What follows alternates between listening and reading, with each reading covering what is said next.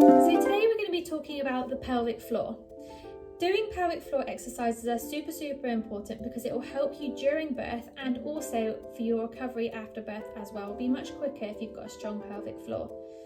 These exercises can be done 3 times a day throughout your whole pregnancy. So the sooner you start, the better. And they can be done whilst you're standing up, sitting down, lying down, on all fours, in whichever position is convenient for you, whilst you're ironing, washing dishes or watching the TV or even working in the office. So the pelvic floor is a sling of muscles that attaches from the front of your underneath all the way to the back of your underneath as well. And so you can see that the stronger it is, the better it's going to help you during birth, and also it's going to recover better after birth as well. So today I'm going to show you some exercises in 2 different positions. The first one will be sat down like this, and then the second one will be on an all fours position. And I'll show you how you can incorporate it into exercises as well. But also you can do these exercises whilst you're sat washing dishes, like I said before. So first of all, I want you to think about where your pelvis is sat. So I'm currently sat in a cross-legged position on a cushion.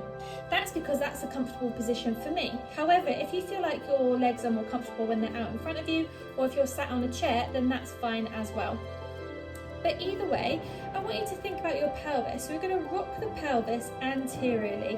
If you imagine your pelvis is going like this underneath you, so it makes your back become straighter. And then we're going to rock it back, pulling the baby into spine. Then rocking it forward and rocking it back. So your pelvis is actually moving like this.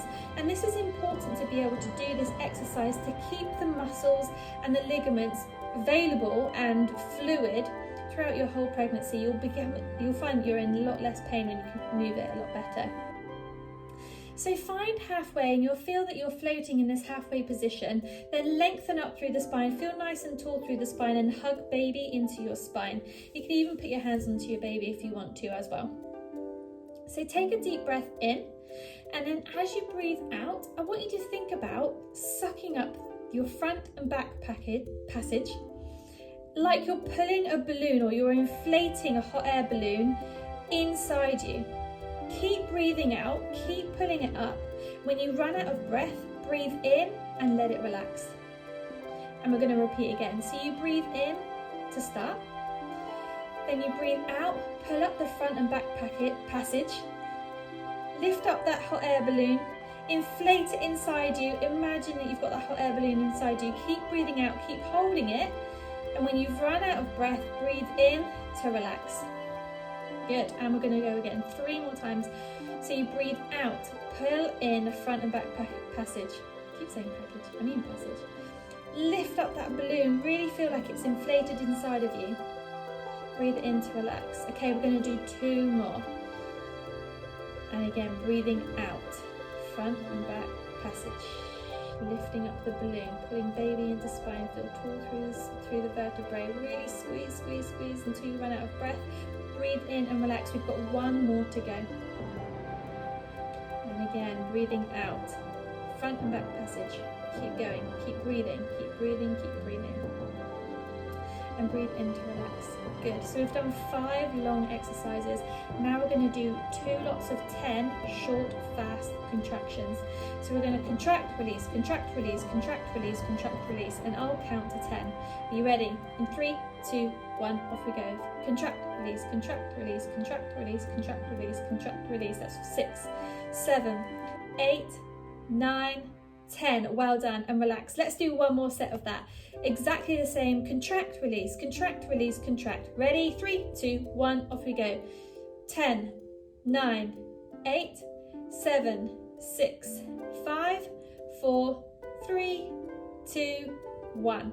Perfect. Well done. So that's your pelvic floor exercise in a seated position. Now I'm going to show you how to do it in an all fours position. So now we're in an all fours position. So that means that your hands are underneath your shoulders and your knees are underneath your hips, with your knees about hip width distance apart, as with your ankles as well. So I'm going to show you 2 or 3 different exercises here. We're going to go for a progression on top of your pelvic floor. Now, if you've been suffering with carpal tunnel throughout your pregnancy, it's okay. You can take a cushion and place it underneath the heel of your hand so that your hand is on a slight slope. Plus, we're going to be sitting up and doing some rotations through the wrist as well. So in your all fours position, think about pulling baby into spine to protect your back. We're going to do the same as before. So we're going to take a deep breath in, and as you breathe out, pull in front and back passage. Imagine you're inflating the balloon inside you. Squeeze baby into spine, keep breathing out. When you've run out of breath, breathe in and relax. Now when I say relax, try not to let your body relax. You want to keep your body nice and strong. Imagine you're balancing afternoon tea on your back. We're going to do the same again. Take a deep breath in to prepare. Breathe out, pull in front and back passage. Pull up that inflatable balloon inside you. Pull baby into spine. Good, breathing in to relax. All right, we're going to go 3 more times.